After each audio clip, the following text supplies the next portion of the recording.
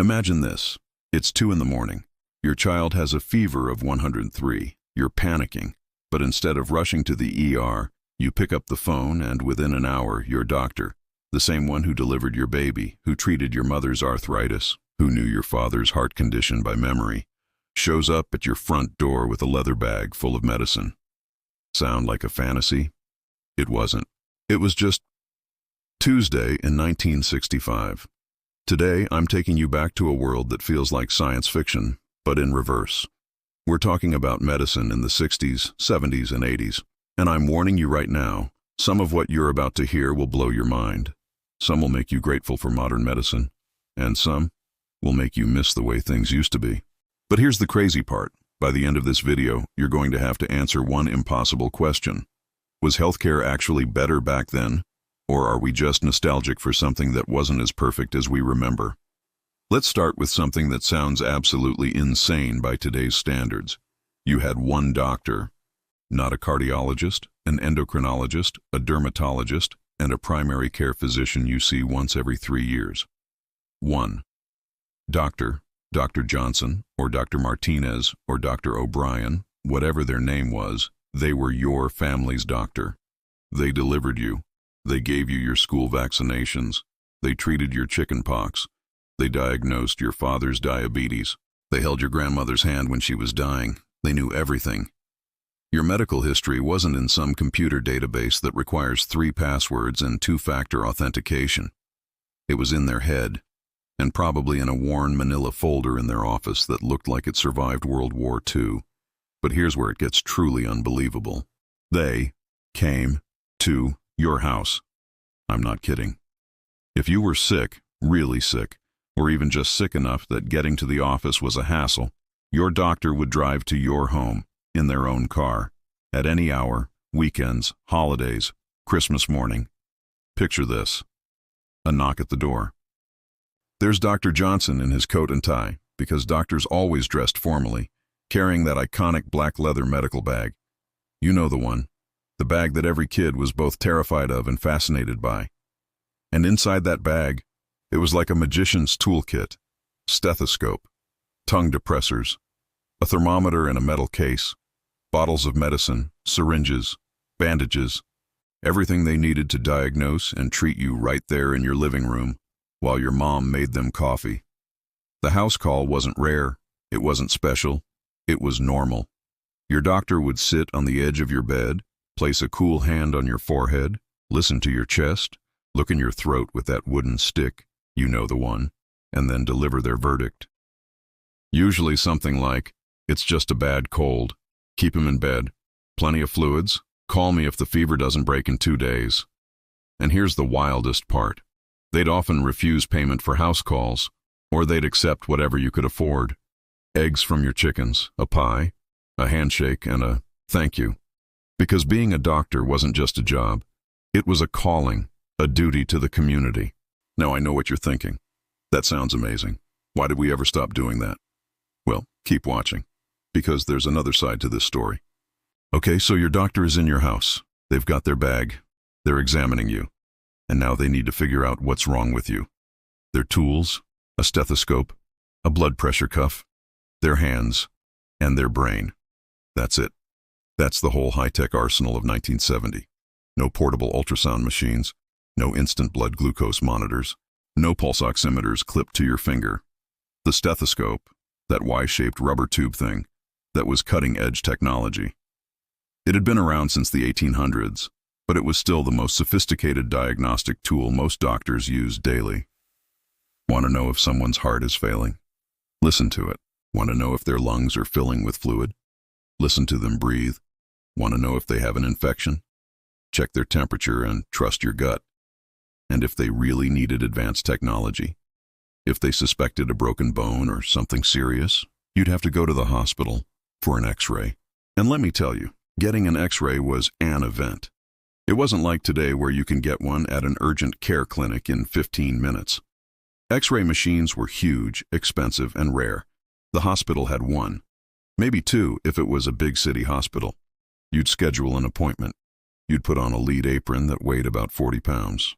A technician would position you juiced right. And then everyone would leave the room, like you were about to be exposed to nuclear radiation, which, honestly, wasn't that far off. And then you'd wait, days, sometimes a week, for the results, because the films had to be developed in a dark room, analyzed by a radiologist. And then your doctor would call you, or more likely, you'd schedule another appointment to discuss the findings.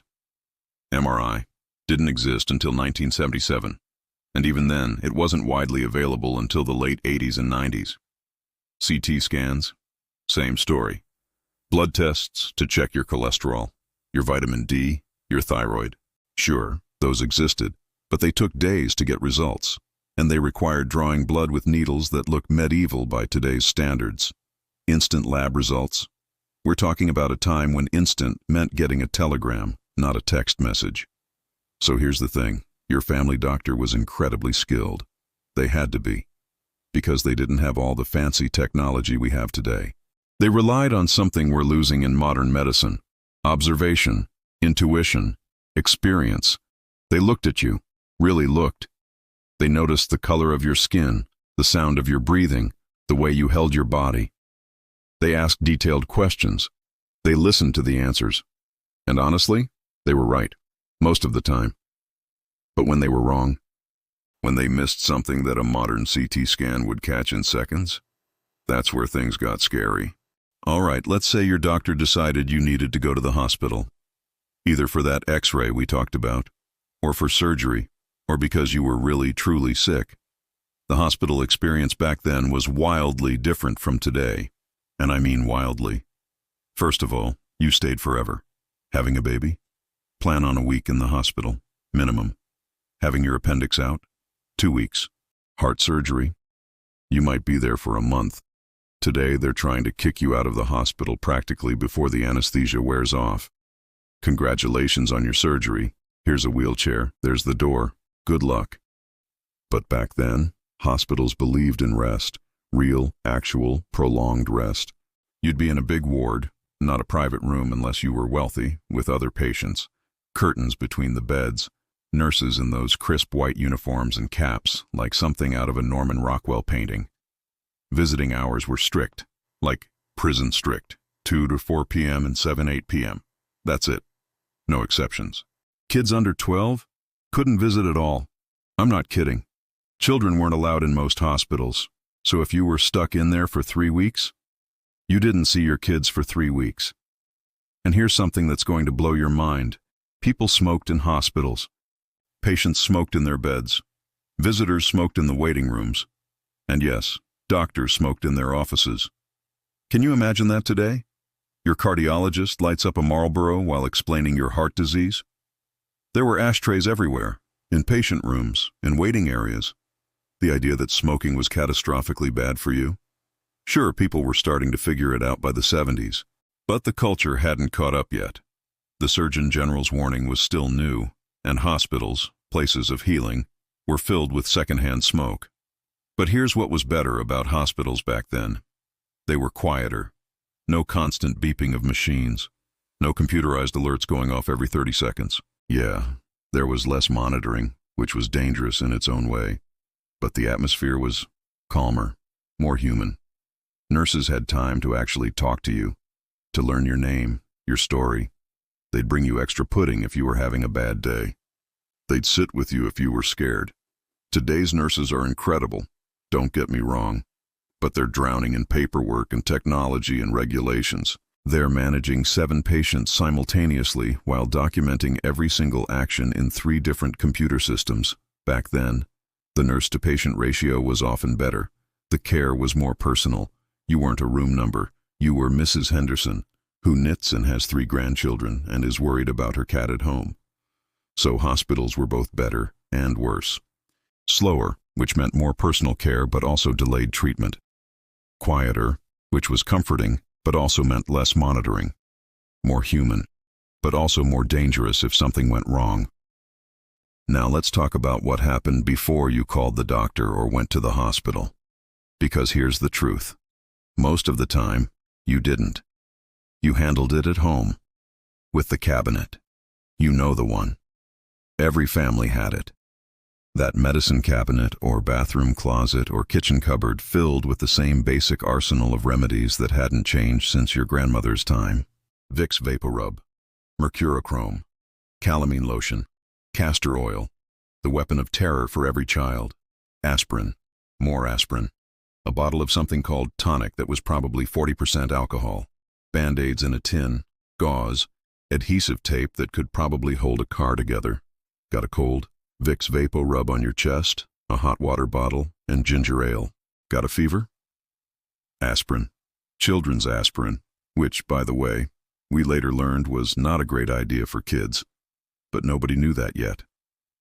Got a cut? Mercurochrome. That bright red staining antiseptic that made everything look way worse than it was.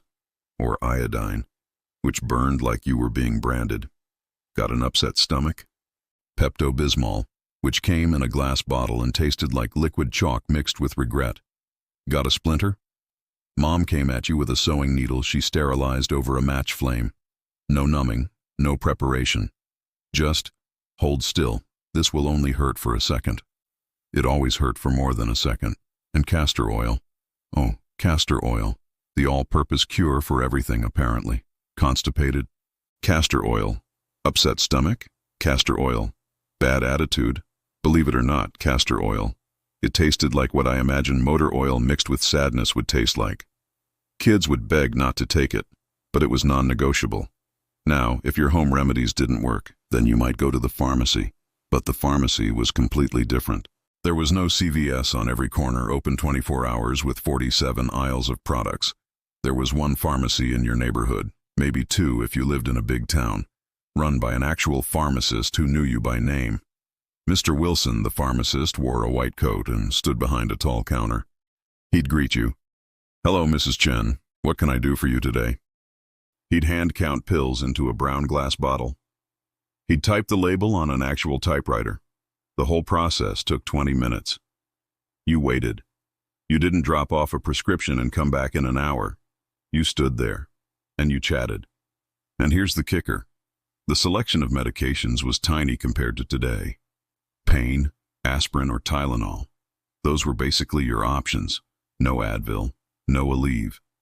No specialized migraine medications. Allergies. Benadryl, which knocked you out so hard you might as well have been in a medically induced coma. Depression, anxiety, ADHD. Either they had very limited medication options that came with serious side effects, or, more likely, people just suffered. They pulled themselves together. They had a breakdown. They were just high-strung.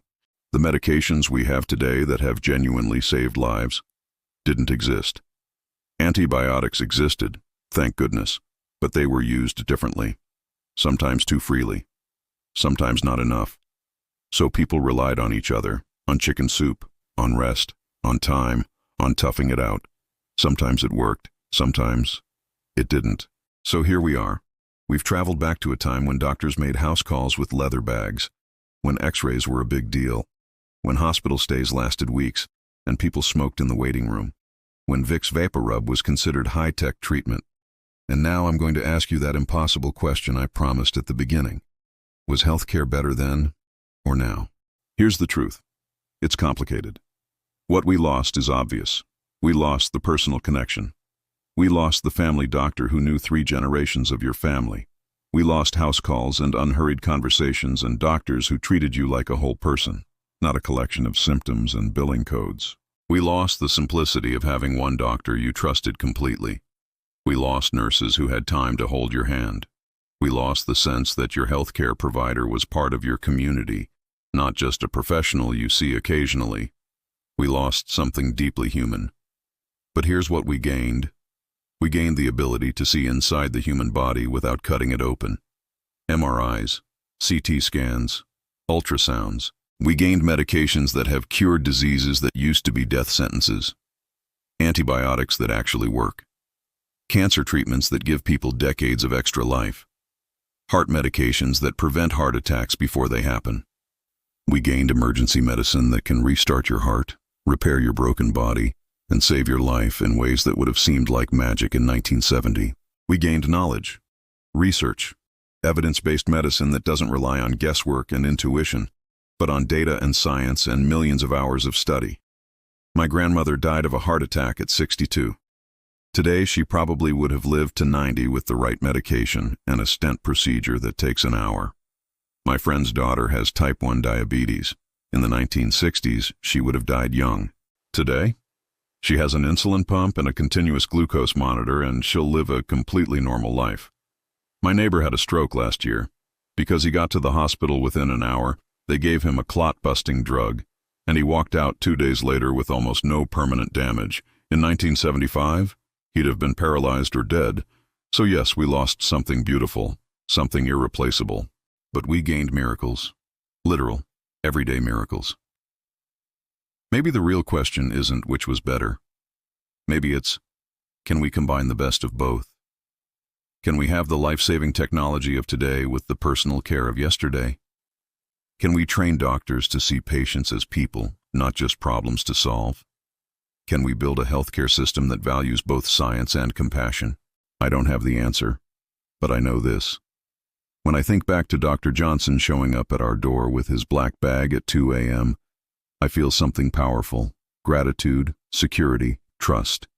And when I think about the fact that I'm alive today because of a medication that didn't exist when I was born, I feel that same gratitude. Maybe we can't go back, but we can remember, and we can keep pushing forward toward something better. Thanks for taking this trip down memory lane with me.